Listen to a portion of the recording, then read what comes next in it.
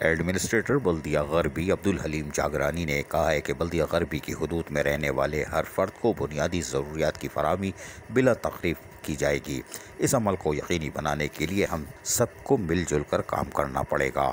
ان خیالات کا اظہار ایڈمنسٹریٹر عبدالحلیم جاگرانی نے اپنے دفتر میں آنے والے پیپلز لیبر یونین بلدیہ غربی کے ذمہ داران اور کارکنان سے بات چیت کرتے ہوئے کہی۔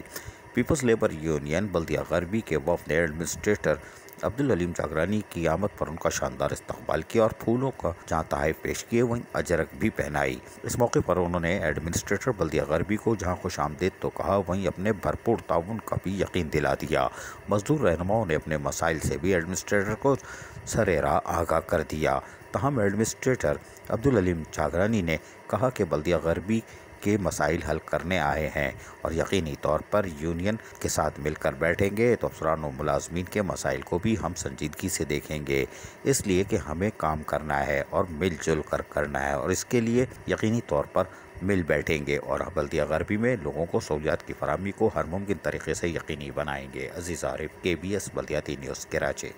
ایسی ہی خوبصورت ویڈیوز فیوچر میں حاصل کرنے کے لیے ریڈ بٹن پر کلک کر کے اور بیل آئیکن کو پریس کر کے ہم سب کے سبسکرائبر بننا مت بھولیے۔